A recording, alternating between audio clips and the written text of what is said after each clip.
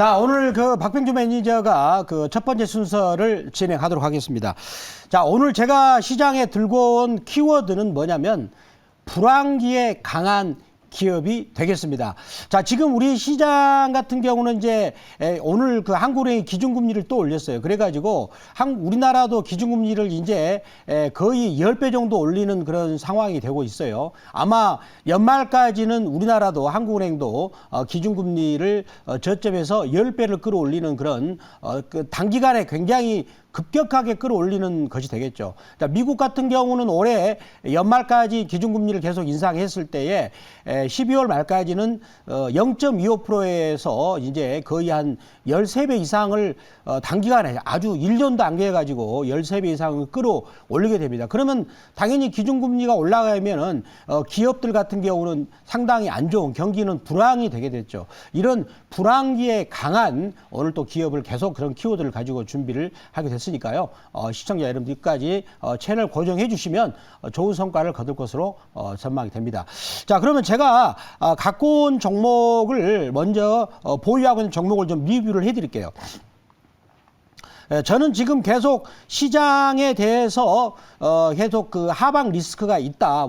더군다나 우리나라 종합주가 지수가 여기서 지금 2000포인트를 깨가지고 1900도 밑으로 하향할 가능성이 있다라고 생각을 합니다. 그렇기 때문에 종목들도 상당하게 우량주 종목을 저점 있는 것들을 말씀드리고 있는데, 자, 먼저 지금 KTNG를 보시면요, KTNG도 불황기에 강한 기업을 제가 넣었습니다. 이 종목은 일봉 차트인데, 일봉을 차트를 보면은 앞에 있는 매물을 이제 어느 정도 소화해가지고, 자, 소화하고 나서 옆으로 세워서 조정하고 나서 양봉을 지금 10월달 들어서 많이 만들고 있잖아요. 그러면은 옆으로 세워서 조정을 하고 있는데, 옆으로 양봉을 만든다는 것은 계속 매수세가 들어오고 있다, 이렇게 평가할 수가 있겠죠. KTNG 긍정적이 되고요. 더군다나 고환율 관련된 수혜이기 때문에 계속 관심 있게 봐야 될 기업이다. 참고로 시청자 여러분한테 월봉을 보여드릴게요. 월봉. 이게 월봉입니다. 월봉이면은 월봉을 보시니까 어떤 생각이 드세요? 거의 3년 정도를 가지를 못했습니다. 이런 기업들이 이제 마음먹고 올라가면은 더군다나 불황기에 올라갈 수 있는 그런 기업이 되겠다라고 말씀드리겠습니다. 자, 그리고 금호석유. 자, 금호석유도 어제 제가 소개한 이제 기업이 되겠는데, 고점 29만 8,500원에서 지난번에 11만 원대까지 빠지고 나서 지금 올라오고 있는데, 자, 오늘 이 종목은 일봉으로 보니까 양음양 패턴을 만들어내고 있습니다. 그렇다면 이제 내일은 이번에 121선 상단을 돌파해 가지 않을까. 더군다나 지금 실적 대비 굉장히 저평가된 상황에서 회사에서 주주들한테 이익을 돌려주는 그런 차원에서 자사주 소각을 1,500억 정도를 하고 있습니다. 그런 부분들은 주가 상승에 긍정적인 그런 포인트가 되겠다라고 생각을 해봅니다. 그래서 금호석유학 역시 보유 관점이고요. 자, 셀트리온은 조금 아쉬운 대목이 있어요. 그렇게 실적은 올해 상반기 때 그 저점 형성하고 이제 올해 하반기부터는 비약적으로 좋아지고, 내년 같은 경우는 유플라이마, 그다음에 램시마, SC, 그다음에 배그젤마도 지금 현재 시장 판매 허가를 받아가지고 실적이나 그다음에 이제 성장성도 계속 사상 최고치를 구갈 전망인데, 그래서 주가는 지금 제가 보니까 여기서는 바닥 다지기 하고 있는 것 같아요. 장기 투자하신다면 장기 투자할 자리다, 이렇게 셀트리온은 평가를 내릴 수가 있겠습니다. 자, 이렇게 제가 갖고 온 종목을 이 정도로 좀 소개하고, 자, 그러면 오늘 불황기에 강할 기업을, 자, 먼저 가격 먼저 보겠습니다. 매수가 4,300원, SC 평가 정보입니다. 종목 이름은 SC 평가 정보가 되겠습니다. 자, 이 종목의 기술적 분석을 한번 보도록 할까요? 자, 한번 제가 그러면 2년 정도 주가의 거래량을 먼저 보겠습니다. 거래량을 보시면은, 자, 여기 지금 보시면은 2021년에 거래량이 조용했잖아요. 거래량이. 그러다가 최근에 거래량이 갑자기 터졌습니다. 지난번에 한국정보통신도 제가 그 8월 초에 거래량이 40년 만에 최고의 거래량이 터졌다, 심상치 않다. 그게 또 애플페이의 솔루션을 만들어 가지고 제공하는 그런 역할을 하는 연기가 났죠.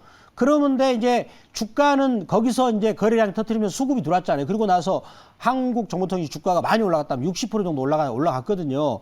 그러면은 지금 그런 느낌? 한국정보통신과의 그런 수급적이 들어온 느낌? 이런 느낌이 든다는 거예요. 특히 어제 거래량이 들어왔어요. 거래량이 들어왔는데, 자, 그러면 한번 볼까요? 다시 한번 볼까요?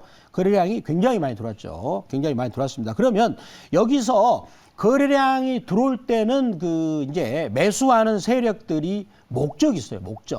목적이 있으니까 돈을 자금이 많이 들어왔겠죠. 갑자기 조용하던 거래량이 수급이 확 들어왔단 말이에요. 그러면 어떤 그런 수급이 거래량이 들어왔을 때 매수하는 자금이 어떤 목적을 가지고 이거를 들어왔는가? 그 부분은 제가 준비한 자료를 가지고 말씀드리겠습니다. 자, 거래량이 많이 들어왔어요. 자, SC평가 정보인데 한국정보통신도 수익이 많이 났습니다. 그래서 제가 그 종목을 가지고 지난 9월 달에 이제 1등을 났었는데, 자, 그러면 이 종목이 하는 일이에요. 뭡니까? SC평가 정보가 어떤 일 하냐면은 채권 수심. 자, 그리고 비중이 자기 매출액의 29.78%인데 자기 매출액의 거의 30%를 담당합니다. 채권 수심은 뭔지 알죠? 돈을 이제 빌린 사람들이 돈을 안 갚을 때 돈을 받아내는 거, 이게 채권 수심이죠. 그러면 왜 이게 이번에 거래량 수급이 많이 들어오면서 주가를 끌어올리는 요인이 될 수 있는가? 지금 이번에 한국은행이 금리를 올렸단 말이에요. 그러면 우리 기준금리가 3%니까 그러면 그 이제 돈을 빌린 사람들의 변동 금리를 가지고 돈을 빌린 사람들은 1년 전에 비해서 거의 2배 정도의 이자를 갚아야 할 상황이 됐다 하더라고요. 그러면은 이제 내가 1년 전에는 100만 원 갚았던 사람들이 지금 와서 200만 원을 갚아야 되니까 빠듯하죠. 그러면 연체가 되지 않겠습니까? 그 연체율이 늘어날 때 바로 이 채권 수심, 요거 하는 역할이 커진다라는 거예요. 그리고 또 하나는 신용조회. 자, 신용조회가 자기의 매출액의 61%입니다. 신용조회는 주로 어떨 때 합니까? 돈을 뭐 빌릴 때 혹은 갚아야 할 때 이런 조회를 많이 합니다. 그렇죠. 그러면 이 회사가 또 어떻게 이제 실적이 나오고 있는가? 자, 제가 아까 타이틀을 처음에 들고 올 때 다음 한번 보실까요? 다음 보시겠습니다. 처음에 제가 들고 올 때 어떤 타이틀을 했냐면 불황기에 강한 기업이죠. 불황기에. 그러면 불황기라는 것은 전체적인 기업들의 이익과 매출액이 떨어지는 거예요. 그러면 거기서 요즘에 지금 한국은행이 금리를 지금 막 급격하게 올리고 있잖아요. 미국은 더 빨리 올리고 있어요. 이거는 전 세계적으로 40년 만에 저금리 시대가 끝나가지고 이제 고금리 시대는 계속 저는 지속될 것으로 생각이 됩니다. 그러면 그래 됐을 때 그럼 불황이 오는 건데 회사에서 돈을 벌어야 됩니다. 자, 그런데 이 회사를 보니까 작년에는 매출액이 500억이었어요. 500억, 3억이었는데 영업이익이 101억. 제가 계산해 보니까 영업이익률이 약 20%가 나왔어요. 20%. 그러니까 그러면 그 정도 벌면은 그 굉장히 마진이 높단 말이에요. 그리고 또 뭡니까? 그 2020년에도 충분히 되고 있죠. 그다음에 자, 올해 같은 경우는 뭐냐? 254억을 벌었는데 65억의 영업이익을 했어요. 계산해 보니까 25.3%. 자, 작년보다 돈을 버는 그 질이 좋습니다. 질이. 영업 마진율이 더 5%나 높아가고 있어요. 지금 우리 영업 이익률이 25% 되는 기업이 있나요? LG 에너지 솔루션, 제가 자꾸 얘기하지만 그 회사 영업 이익률이 10%도 안 됩니다. 그런데도 자기 순이익의 100배를 받잖아요. 주가 가치를. 그러면 이 회사는 자기 영업이익률이 25% 되니까 굉장히 불황기에 강한 기업 저평가 됐다. 저는 나름대로 이렇게 평가를 해보게 됐습니다. 자, 다음 한번 보실까요? 자, 보시면은 이제 이 회사가 앞으로 그런 이제 활발하게 채권 수심과 신용조회를 활발하게 할 수밖에 없는 이런 환경, 기준금리를 올렸습니다. 오늘 0.5% 올려가지고 우리 그 금통위 한국은행 기준금리가 3%입니다. 3%. 지금 전문가들은 올해 연말까지 약 3.75 정도, 최종적으로 내년 초까지는 3.75 정도를 예상하더라고요. 그렇게 되면 이제 우리가 그 작년보다 갚아야 할 이자가 이제 2배 이상이 될 겁니다. 그러면 채권 추심과 신용 조회에 이 회사의 업무는 계속해서 성장할 수밖에 없는 것이다 라고 생각하면서 전문가님들의 이 종목에 대해서 또 다른 견해가 있다면 질문을 받도록 하겠습니다. 자, 질문 한번 주시겠어요?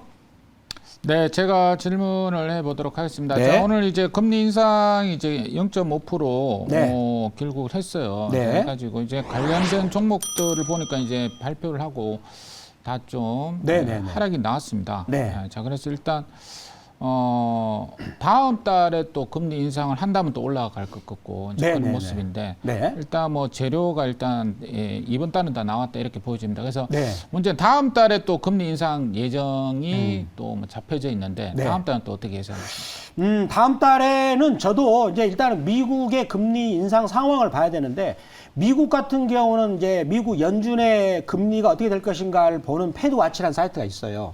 근데 거기를 보니까 이번 11월 3일 날은 0.75로 거의 확률이 87%더라고요. 그리고 이제 12월 달에도 0.5% 될 확률이 65%입니다. 그렇게 되면 미국이 12월 말까지 기준금리가 4.5가 되거든요. 그러면 우리나라 한국은행 만약에 0.25로 올리면은 한 1.25% 정도 차이가 됩니다.